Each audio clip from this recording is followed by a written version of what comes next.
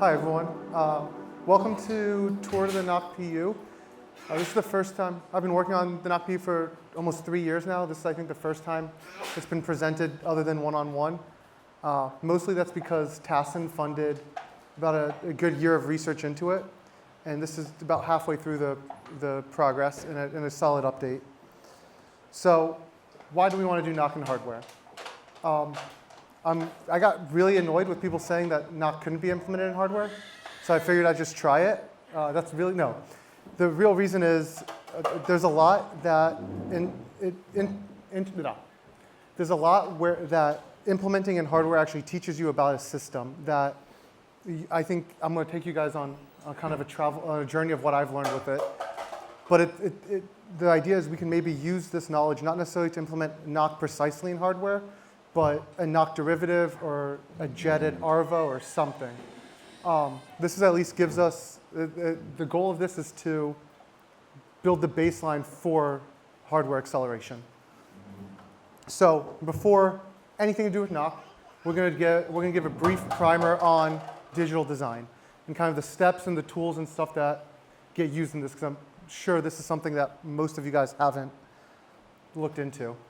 So actually, where's my backpack? Crap. I have an FPGA to pass around, but it's OK. So we'll get started. So how digital design usually works is you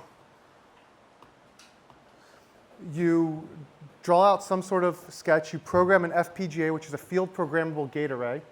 This is a chip that allows you to reconfigure what's on there. So you can try a bunch of stuff that you can prototype pretty rapidly.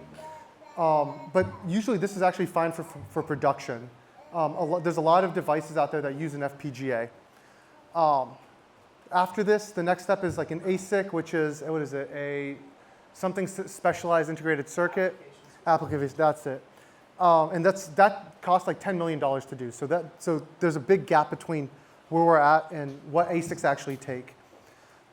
What's nice about an FPGA is everything is reconfigurable, like I mentioned. So I make mistakes. I can fix it without spending a ton of money to redesign, do through the whole chip process. It's parallel. Everything, we're going to look at some Verilog, which is the high-level design language we use to program chips, and all statements are executed concurrently. This is a little difficult to realize, but you're describing circuits. You're not describing a sequence like you are with programming. So we have to do some creative stuff to get to that. And finally, so I have an image here that kind of shows the difference between how a normal processor works and how an FPGA usually works. The big thing, so the NockPU is a unique mix of these two. Because we have a unified memory, we don't separate them between data and software. The noun is the data. The noun is the code. So we have a unified memory. But we do read the memory, operate on it, write it back. And we have this back and forth process that happens. Just what an FPGA is made out of something called LUTs, which is a table you program that says, if these two pins are high, make it high. If this one's high, this one's low, make it low, et cetera. So very like basic and or logic you can program into this. Connecting these together and then hooking these up to I/O from outside of the chip. Memory, controls, display, et cetera. So, because I'm stuck in this. OK. So what does the process look like? There are really 3 big steps in the process. The first is the actual design of the chip. This is done with 2 major languages, Verilog and HDL, hardware design language. Verilog is much more like C syntax. HDL is very long form and actually it lends itself well to like drawing these circuits out. The first processor I wrote was a MIPS processor, and it was done I had to draw every single gate. It's a pain, but it's actually harder to debug too, but that's a different story. So the idea is we program these. We have different levels. Like we don't actually set the bits, but we do like register transfer, so data comes from here to here to here. A bit higher level, and that's done in Verilog, which you'll see. We then create a test bench. So you create all these sub-modules, hook them up together, send some data through, verify what comes out is what you expected. And you'll be seeing the test benches run at the end of this talk. Finally, there's the actual implementation. This is, up to now, we're simulating all of this in hardware, in software. Nothing is touching chips. This is where the rubber meets the road, is in these 3 steps. The synthesis step takes the Verilog code and programs into what's called a net list.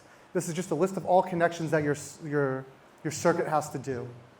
We then do what's called a place and route, which we take these circuits, put them on the chip in special places, draw lines to hook them up, and then do a timing analysis to make sure that we don't break the speed of light, that we have a clock cycle where the signal can get from one side of the chip to the other.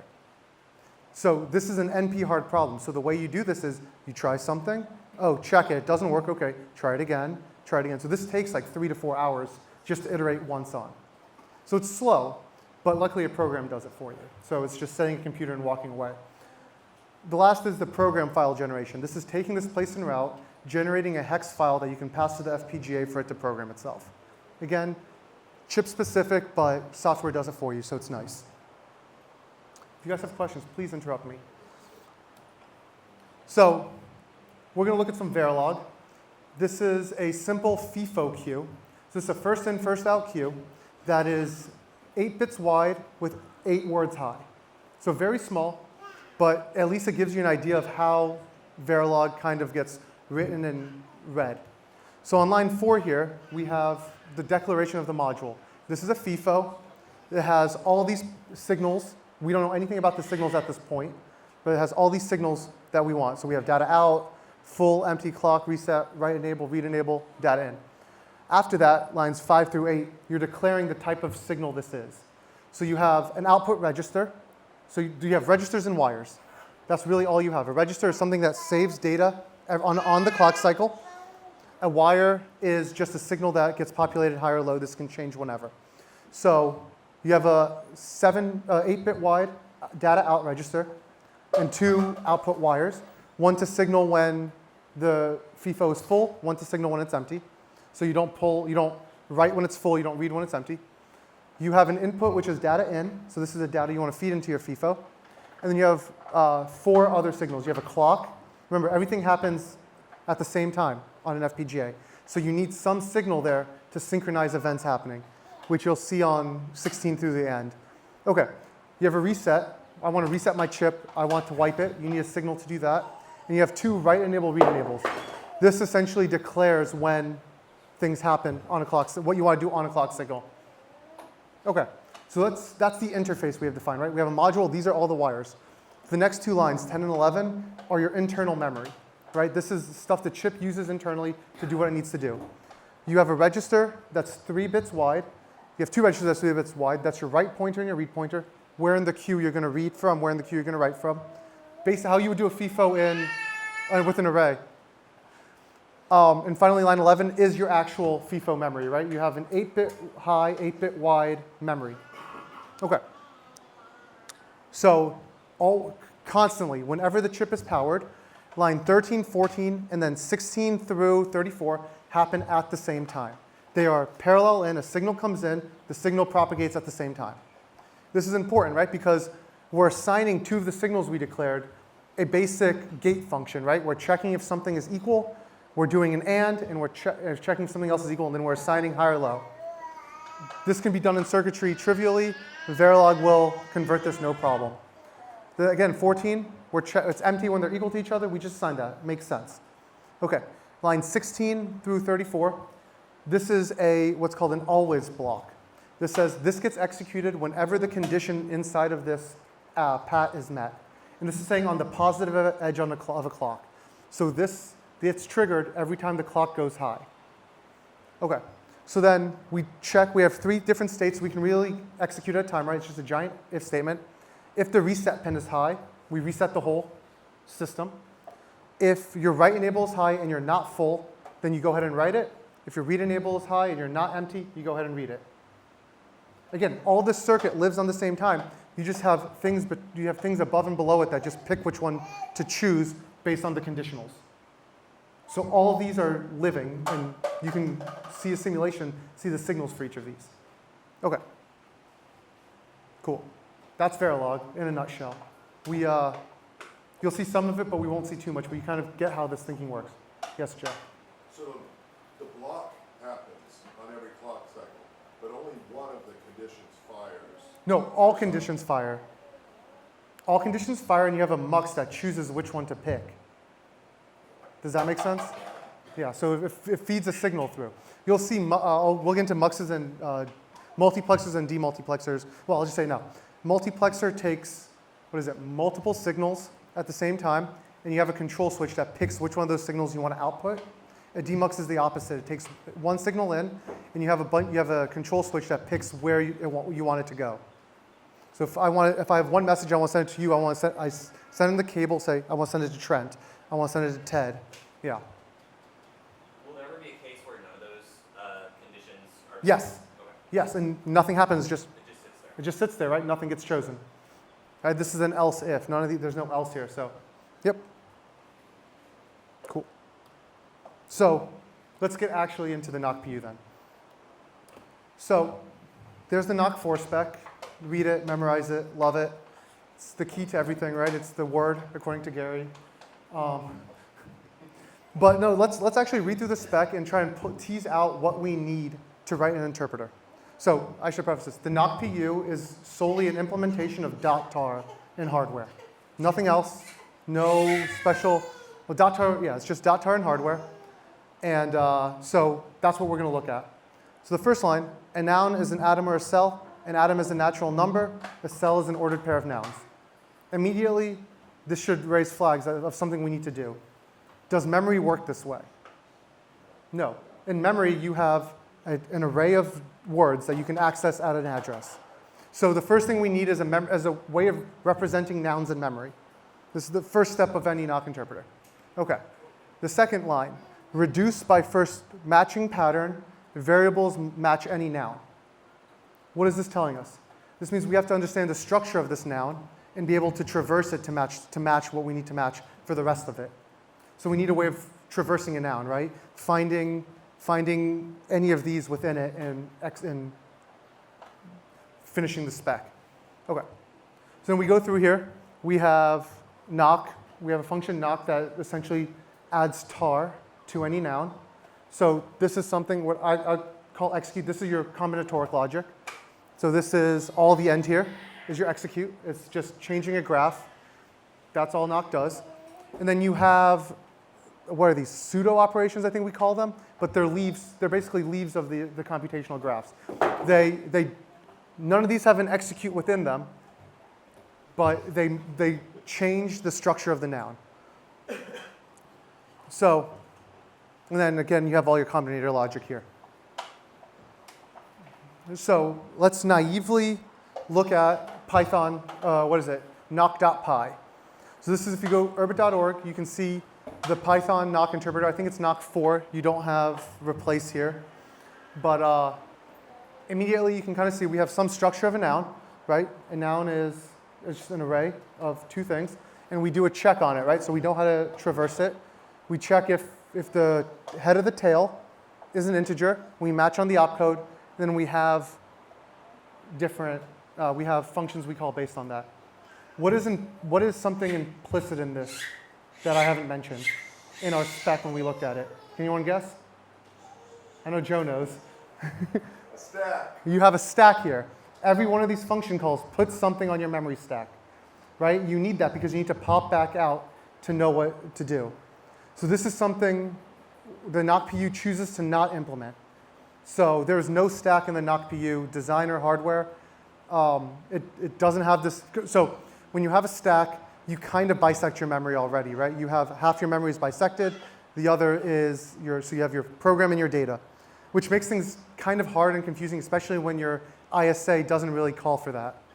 So immediately, this is a lot of work to do. Stacks are easy in software, hard in hardware. So we'll get back to how we solve that, but let's solve an easy problem first, and that's the memory representation. We have completely unique memory representation, so Ver and Aries don't use anything similar to this, so bear with me for explaining it. We use 28-bit nouns, so smaller than everyone else, but 64-bit words. We only access cells in the NockPU. So every word is a cell where you have 8 tag bits, a head and a tail. You might ask, how do you represent just a single atom? Well, the head's the atom, the tail's just a nil value, and we just ignore the nil. Pretty pretty easy if you want to pointer to a large atom or something of the sort. You'll see this in the code. But we have 8 tag bits, which Vera doesn't have, right? So we can do a lot with these 8 tag bits, which is kind of nice. So we have kind of what they're there. We have all of them there. We have the most significant one is the execute bit. This marks a cell as a tar. Bit 62 is what I'm calling the stack bit. We'll kind of get back to that, but this marks the cell as the opcode you want and the noun you want to run the opcode on. This is my replacement for a stack. So when we walk through this, you'll kind of see how that works. 61 is reserved. 60 tells you 59 through 0 make up a big atom. That's not defined yet, but that's what that bit is saved for. So it's basically going to say you have, 60 bits to give me some value in the pointer to the next, which is a lot. And then 59, 58 mark, basically keep a breadcrumb trail, which will, they help keep a breadcrumb trail of where you are in the tree. And we'll get, because I don't have a stack, so traversing a tree has to be done stackless. We'll go through how we do that, but this just basically helps leave a breadcrumb trail.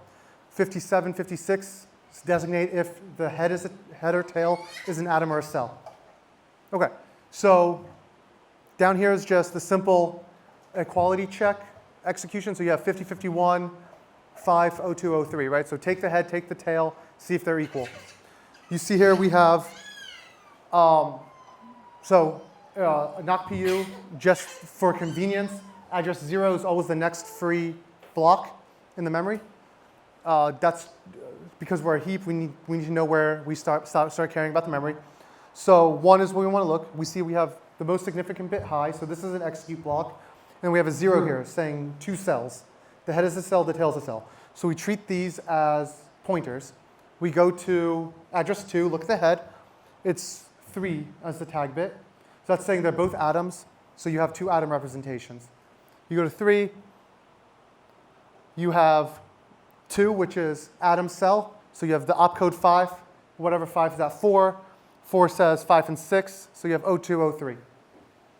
It's a little difficult to read, but it's the unique way we store nouns in the NockPU. 2 other things is the reason we do this is because memory operations are expensive. They should be the most time-consuming thing on any processor, so we want to reduce those as much as possible. And then we also have a utility that takes any jammed noun and will convert it to this format for the NockPU. So doing this is actually trivial, which is nice. Okay. So I mentioned a stackless interpreter. Trivial, yeah. I'm Liam now. That's actually trivial. I deliver something, Liam. Okay, sorry. Okay, so a stackless interpreter. On the left here, you have the Nock 4K spec, and here you have the NockPU 4K spec, what Ted calls nooks. The big difference is you can see we've created a new pseudo opcode HEP. And HEP, all it says is look at the head. That tells you what leaf reduction you want to do. Look at the tail. That tells you the noun to perform this on. So we have what as 3. We have lus as 4, tis as 5, etc. Again, this is a much more explicit way of writing Nock, but it also gives you representation where the intermediary steps are a noun with minimal tag bits. Having a tag bit for each opcode is a bit of a pain. We only have 8. We don't have more, so this lets us do some cool stuff. Okay. This looks better on the screen than on, sorry. Okay, so this is a rough overview of the NockPU layout. We'll kind of start from the center, which is the memory traversal. This is the master of the whole chip. This basically controls everything else. It will go through a noun, find the bottom leftmost noun that's marked as execute. So you're doing an in-order traversal. It finds the bottom leftmost. So it has to travel all the way down, and as it pops back up the stack, it checks that tag bit. So as it traverses back up, it checks, is this an execute? Is this a stack? And then as it's doing that, it has control through the memory mux here of the memory unit, right? So it's saying, read this, write this, like leave the breadcrumb trail as I need it. As it's coming back out, it finds an execute bit and says, okay, I'm going to pass control of the execute. I'm going to pass control of the memory to the execute bit. It does that with 2 signals, right? One to the control demux, so this is who gets control, and then the response, who do I want to listen to a response from? And then it tells the memory, hey, only listen to this person. Execute does its combinatorial graph reduction, so it changes one graph to another using the Nock's syntax and then passes it back to the memory traversal. Every opcode except 0 or 1 will produce nested executes. So it goes back into the traversal, finds the bottom leftmost, runs an execute, repeats the process. When it finds a stack bit or a leaf bit, it passes it to one of the 4 other modules that do your cell check, your increment, your equals, and your replace. Same thing, modifies the memory, passes the control back to the memory traversal. What's interesting here is we don't have a slot module because slot is essentially opcode 0, and that doesn't have a nested execute. So we just do it in place with the traversal like a regular opcode, and that just makes it saves a lot of control handoff and saves a good bit of time. Yeah, questions about this? Is the Nock 0 cached? The Nock 0 is done in the execute. So what's not done is the slot. So the faz opcode. So we don't actually do the transform where we keep the faz and we do that. We actually just go down into if you take the axes, shift it left until you get the most significant bit, and then you go left and right on the most significant bit based off that. That's essentially what we do. Right, and when you do the traversal, do you cache the traversal? We have no cache. You'll see how we do traversal next, because traversal is actually my favorite part of the NockPU. Okay, so the NockPU does what I call a stackless tree traversal. So it will go down a tree in a, in order traversal, and be able to go back on itself. So it can go down the tree, find its way back, find the next place it needs to go, and keep traversing the tree up and down regularly. And you'll actually see this happening in the demo. You'll see memory getting rewritten and stuff, and you can kind of see how it propagates, and it's really cool. But we'll walk through this. So we have 2 pointers, our program pointer and our back pointer, and we just walk through the tree. As we walk through the tree, we leave breadcrumbs, so we leave tag bits, and we write where we want to come from. Our back pointer gets the value. We check if it's 2 atoms, we just pop back up. We go to the tail, again, leaving breadcrumbs for ourselves. You can see here on the right where the things we change in memory. We hit the bottom, we pop back up, restore our state, and we hit an execute, right? There's an execute here, there's an 8. We go into our execute block. So what does this execute block actually look like? So here I just have some Nock, pseudocode along with the NockPU pseudocode. Like I said, 0 and 1, they're identical. These are the bottom of our recursions. If we hit these, we just immediately write them. 4 is pretty interesting. Instead of including this lust here as a tracker to increment the output of the thing, we move it to a cell, go through an increment. 5, again, is nice. We distribute in memory, we will distribute the tar, save the tiz, and then as we execute, we look at it. Pretty easy. Now, this is the abomination. The abomination's here. Opcode 6 is miserable. This is if then else. This is a branching instruction that every CPU can do. We can't. We don't have a stack. So what we do is we do this. Very naively, we do the actual graph reduction. We find a 6, look at the spec, generate the whole noun, and then just execute it again. It's hideously slow, but it's kind of cool to see it happen.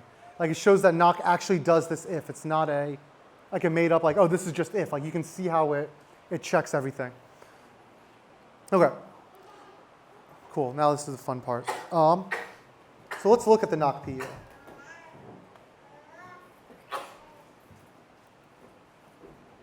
Okay. So in the Verilog design process, we talked about having a test bench.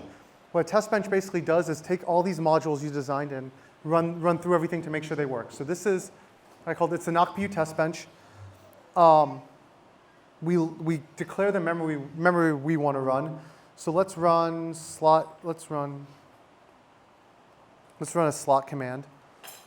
This is a simple 07 on a large noun. So you see here, we declare all our signals that we need. There's a lot of signals, so bear with me. These hook all the modules together.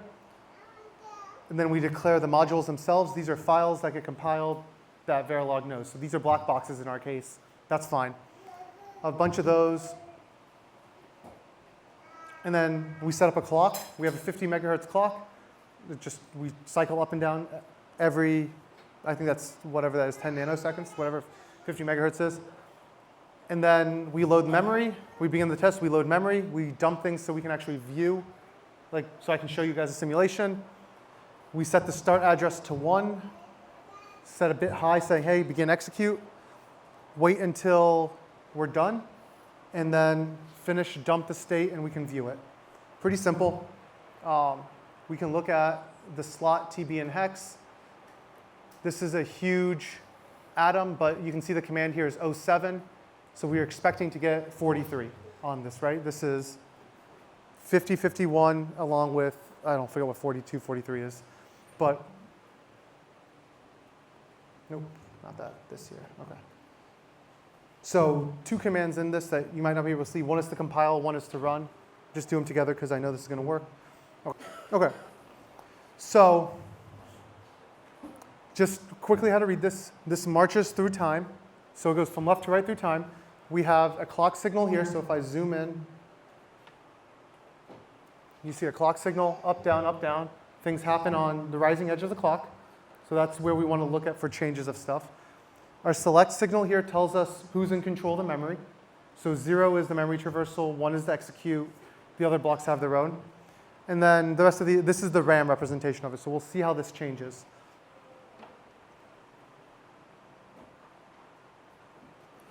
So we march here through the memory. You can see down this line, things are changing. This is our traversal. It's better on another example. But we hit and execute the module address. So the address where this passover control happens is 1. So we can look at address 1 and see it's, what is this? This is like 8205, which is what we expected. After the execute runs, we mark it as high, and you can see we wrote 43 for memory slot 1.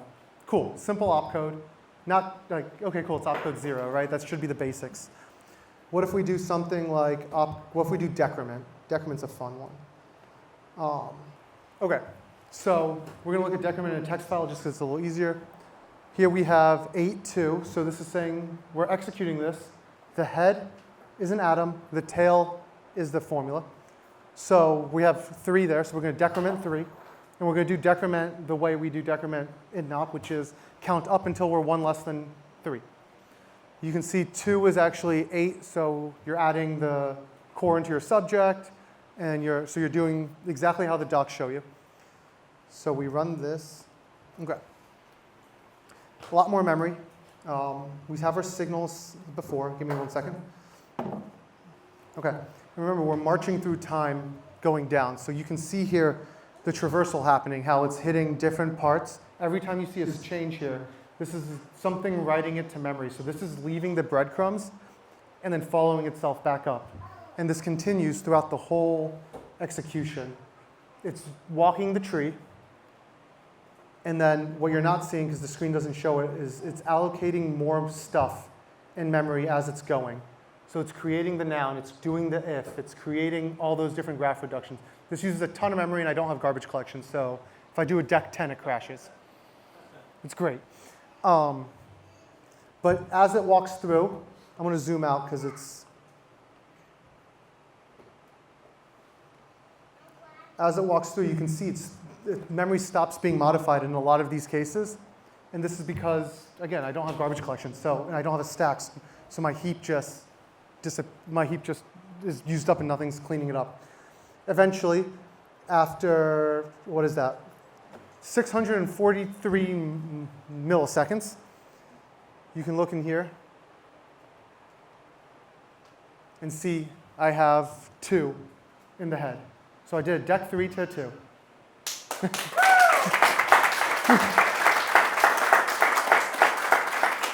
I use, what is that? That's how much memory I use for what it's worth too.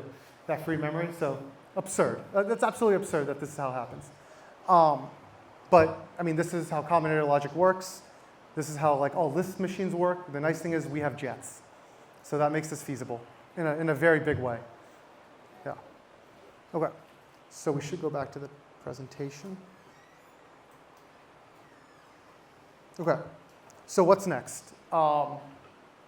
Big thing next is actually getting a garbage collection done.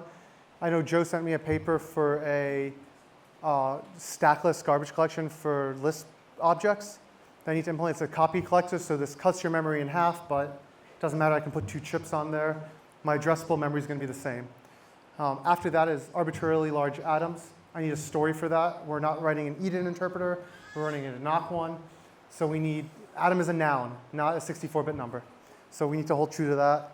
There's an easy solution to it where I have about 60 bits. I use like 32 bits for a direct word with like some pointer to the next 32 bits. And if that's a nil, then that's the end. I think that's the easiest way of doing it. The problem is I need to do not just like increment, but any like slot or like, because we have large atoms for axes too. So all that's going to be a little, it's still unknown, but I think there's a path forward. We need to actually do the synthesis. The code is like 80% synthesizable right now. The 20% is like all me saving and dumping variables to look at. This just takes effort to clean up. And then finally, we need a good jetting story.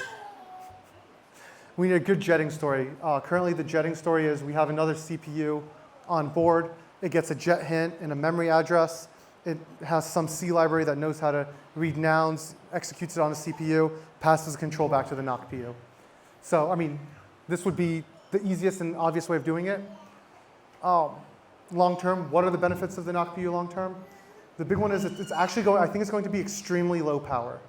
If you just look at the x86 versus RISC power usage, or x86 versus ARM, there's a reason ARM's kicking their butt. It's purely power usage.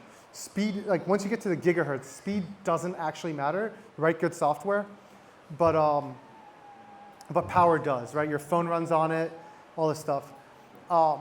I think it's actually going to be really simple. Like it's going to be simple to understand the execution too. So it can be verifiable by a human.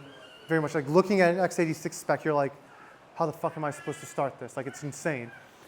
So I think it's going to be great. And I don't know, Ted sent me a cool paper of a guy who built like a 22 nanometer chip fab in his house. Maybe the NockPU could do that. Like true sovereignty, right? Building your own chips. Yeah. And finally, if you guys want to follow along, read my schizo rants. There's a group, mopfel-winrux, NockPU, and feel free to tag along and see what's going on. Yeah, thank you guys.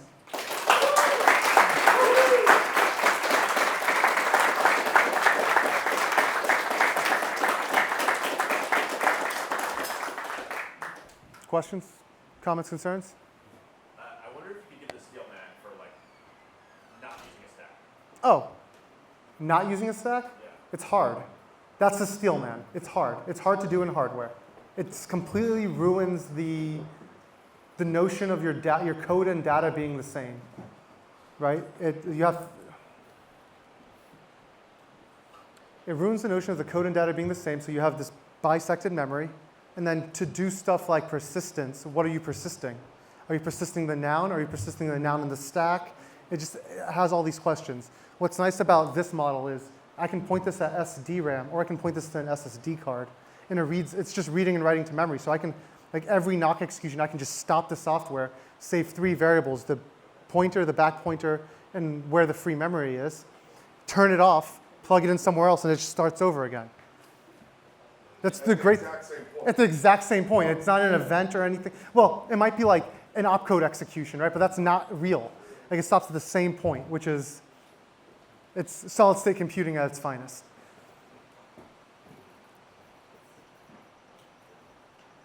Are there like things that less need to be jetted because you're working on hardware, and would that? No. It took me 600 microseconds to do a decrement. This happens on a clock cycle on any other chip. Like think about this. It's a -1. But you could do hardware jets. Oh, 100%, yes, yeah. So you can take all of Arvo and write that in as hardware, right? I get this data in, I inspect it, I pass it somewhere else. You can do this with AIMS. I heard you, Joe. We can do this with AIMS, like you have, TCP does this, right? You have TCP hardware, and it reads a packet, executes it, right? It doesn't do any software. So this is, like I said at the beginning, the goal of this is to learn kind of the field we're in to start jetting hardware. Yeah. Given the perspective of writing hardware that wants to run hardware jets, do you have a preference for a specific jetting model then? Formula-based jets. I think Paul Driver's right on this. Is formula-based jets is going to be the easiest. Like even the fast hints would be fine too.